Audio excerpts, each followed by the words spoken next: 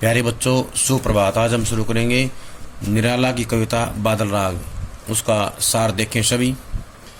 बादल राग कविता अनामिका के 6 खंडों में प्रकाशित है। यहाँ उसका 6ठा खंड लिया गया है। लघु मानव अर्थात आम आदमी के दुख से त्रस्त कवि यहाँ बादल का आह्वान क्रांति के रूप में कर रहा है, क्योंकि विप्लव रव से छोटे ही हैं शोभा पाते। यानी कि जब क्रांति आती है तो उसके शोर में छोटे ही शोभा पाते हैं। किसान मजदूर की आकांक्षाएं होता इच्छाएं बादल को नवनिर्माण के राग के रूप में पुकार रही हैं। क्रांति हमेशा वंचितों का प्रतिनिधित्व करती है। इस अर्थ में भी छोटे को देखा जा सकता है। अट्टालिका नहीं है रे आतंक भवन में भी वंचितों की आवाज़ की पक्षधरताई गूंज या अनुगूंज स्पष्ट है।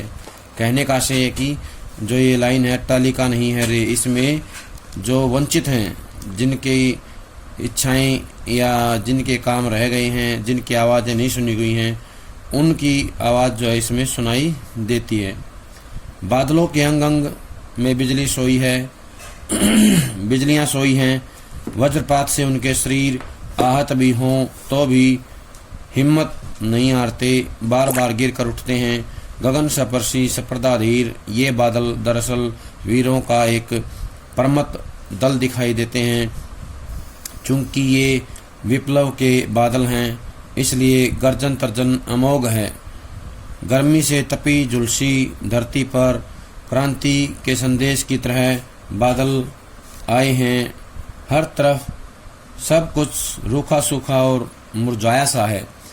अकाल की चिंता से व्याकुल किसान हाड़ मात्र ही रह गए हैं।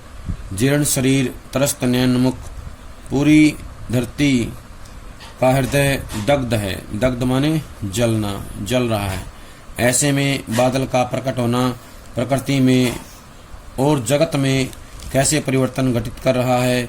कविता इन बिंबों के माध्यम से इसका अत्यंत सजल और व्यंजक संकेत करती है। धरती के भीतर सोए अंकुर नव जीवन की आशा से या आशा में सिर ऊंचा करके बादल की उपस्थिति दर्ज कर रहे हैं। क्रांति जो हरियाली लाएगी, उसके सबसे उत्फुल्ल धारक नए पौधे छोटे बच्चे ही होंगे।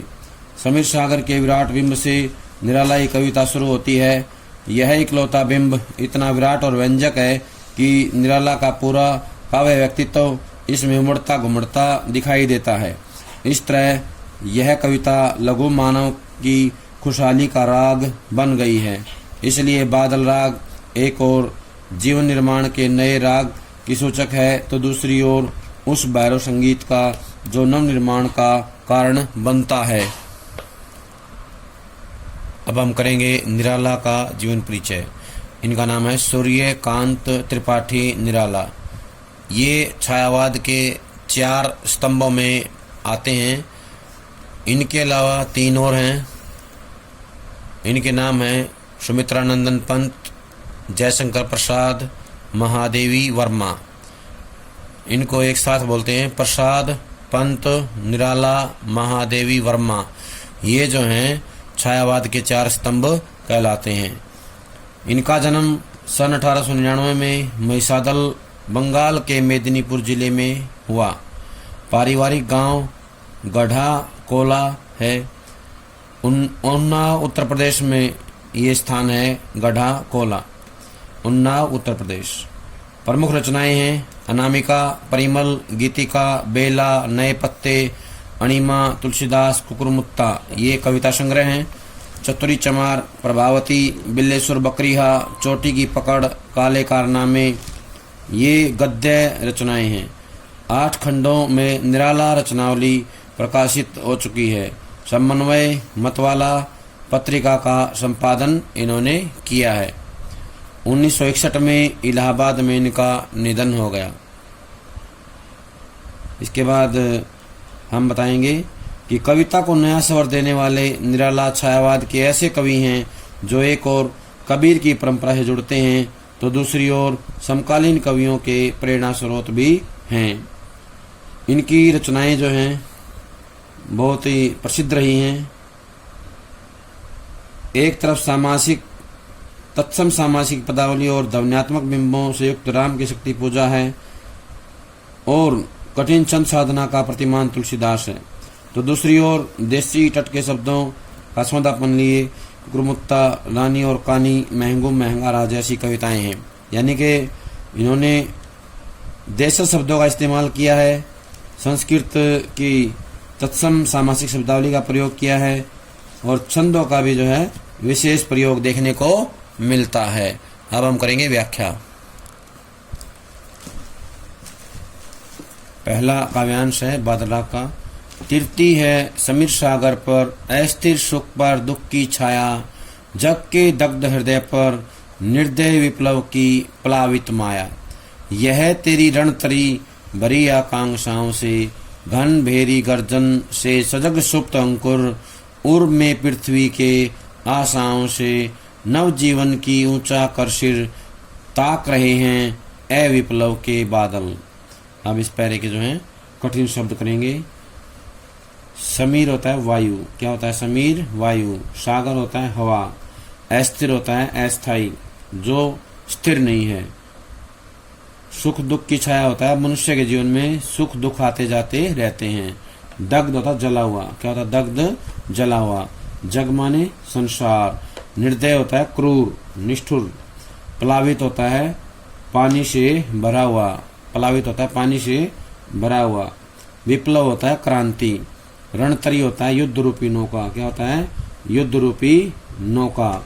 यहाँ रूपक अलंकार है, समीर सागर में भी रूपक अलंकार का प्रयोग किया गया है। आकांक्षा होता है इच्छा, क्या होता है आकांक्षा? इच्छा। आकांक्षा बोलते हैं इच्छा को। बेरी गर्जन होता है युद्ध में बजने वाले नगाड़ों की आवाज, युद्ध में बजने वाले नगाड़ों की आवाज। बेरी गर्जन, युद्ध में बजने वाले नगाड़ों की आवाज। अंकुर होता है बीज, क्या होता है अंकुर? बीज। सजग माने होता है सावधान होना। सुप्त माने सोए हुए या जाग जाना भी होता है सजग का। आशाएं होता है उम्मीदें, क्या होता है आशाएं? उम्मीदें। नवजीवन होता है नया जीवन। नवजीवन क्या होता है? नया जीवन।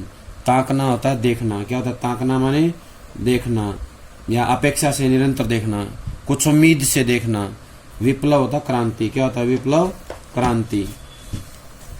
कवि कहता है तिरती है समीर सागर पर, अस्थिर सुख पर दुख की छाया। कवि कहता है कि बादल वायु के रूप में समुद्र पर मंडरा रहे हैं, यानी कि वायु रूपी सागर पर मंडराते रहते हैं। बादल जो हैं वायु रूपी सागर पर मंडराते रहते हैं, तैरते रहते हैं। वे इस प्रकार उमड़ घुमड़ कर सागर पर छाए हुए हैं, जैसे क्षणिक सुखों पर दुखों की छाया मंडराती रहती है। अस्थायी सुखों पर दुखों की छाया मंडराती रहती है।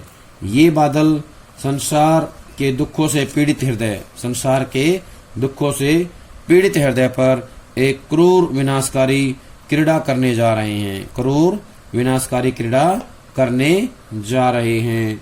कहने का आशय है कि ये संसार के प्राणी शोषण तथा अभाव के कारण अत्यधिक दुखी हैं। इस संसार के जो लोग हैं शोषण और अभाव के कारण अत्यधिक दुखी हैं।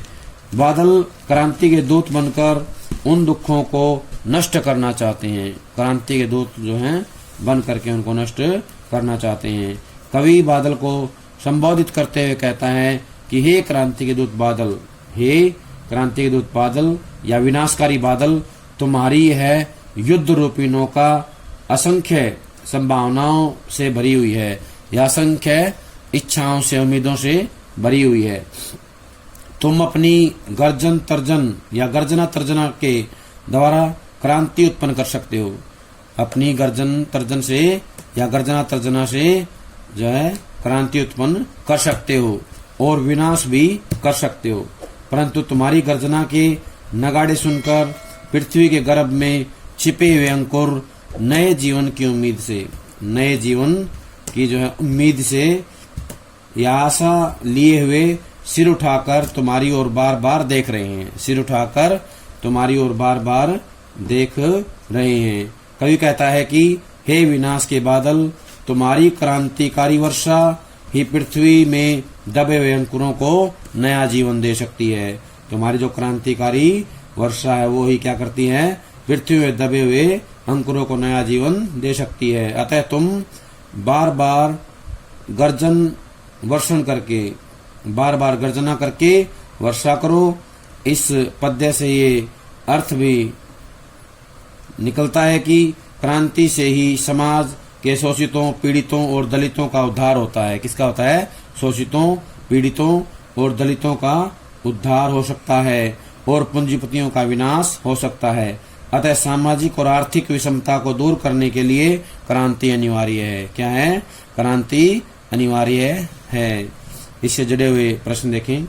पहला प्रश्न होगा कवि का नाम और कविता का नाम बताइए। तो बताएंगे कवि का नाम है सूर्यकांत त्रिपाठी निराला। कविता का नाम है बादल राग। अस्थिर सुख पर दुख की छाया से कवि का क्या अभिप्राय है? तो बताना है वायु अस्थिर है और बादल घने हैं। वायु अस्थिर है, बादल घने हैं। इसी प्रकार सुख भी अस्थिर होते हैं परंतु दुख स्थायी होते हैं। इसलिए कवि यह कहना चाहता है कि अस्थायी सुखों पर अनंत दुखों की काली छाया मंडराती रहती है। क्या रहती है? अनंत दुखों की काली छाया मंडराती रहती है। जग के दग्ध हृदय का प्रयोग किस अर्थ में किया गया है? कवि कहना चाहता है कि संसार के शोषित और गरीब लोग अभाव तथा शोषण के कारण दुखी और पीड़ित हैं। वे करुणा का जल चाहते हैं। क्या चाहते हैं? वे करुणा का जल चाहते हैं। इसलिए कवि ने बादल रूपी क्रांति से वर्षा करने की प्रार्थना की है।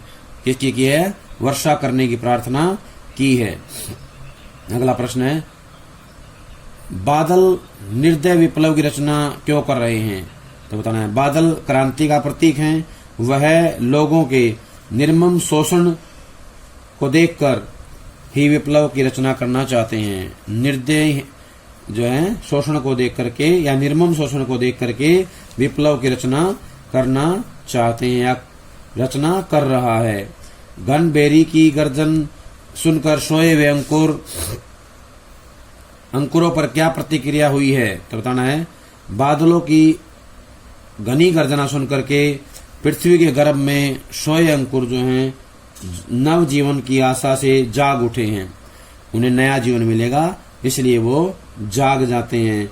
वे पानी की आकांक्षा के कारण सिर ऊंचा करके बादलों की ओर देख रहे हैं। बादलों की ओर देख रहे हैं। क्यों देख रहे हैं? क्योंकि उन्हें नव जीवन मिलेगा। वे पानी की आकांक्षा के कारण सिर ऊंचा करके बादलों की ओर देख रहे हैं, बादलों की ओर ताक रहे हैं। अगला प्रश्न है पृथ्वी के गर्भ में सोए अंकुर ऊंचा सिर करके क्यों ताक रहे हैं? क्यों ताक रहे हैं? इसका उत्तर आएगा पृथ्वी के गर्भ में सोए हुए अंकुर ऊंचा सिर करके इसलिए ताक रहे हैं क्योंकि उन्हें जो है नया जीवन मिलेगा, क्योंकि उन्हें उम्मीद है बादल रूपी क्रांति के कारण उन्हें सुखद व नवीन जीवन की प्राप्ति होगी तथा उनके सारे कष्ट दूर हो जाएंगे। क्या हो जाएंगे? उनके सारे कष्ट दूर हो जाएंगे। यह तेरी रणतरी भरी आकांक्षाओं से पंक्ति में निहित भाव बताइए। यह तेरी रणतरी भरी आकांक्षाओं से इस पंक्ति का भाव बताइए। इस पंक्ति का भाव यह है कि हे क्रांति के दूत बादल, जिस प्रकार युद्ध रूपी नौका की सामग्री से भरी होती है, युद्ध रूपी नौका जो है युद्ध की सामग्री से भरी होती है, उसी प्रकार तेरे अंदर भी जन सामान्य की असंख्य इच्छाएं भरी हुई हैं, जनमानस की असंख्य इच्छाएं भरी हैं। अर्थात यह निर्धन वर्ग तुझसे ही अपनी इच्छाओं को पूरा होने की इच्छा से या उम्मीद से तुम्हारा आह्वान कर रहे हैं। ये जो गरीब व्यक्ति हैं या जो निर्धन वर्ग है तुझसे अपनी इच्छाओं की पूर्ति का आह्वान करता है या पूर्ति की इच्छा रखता है।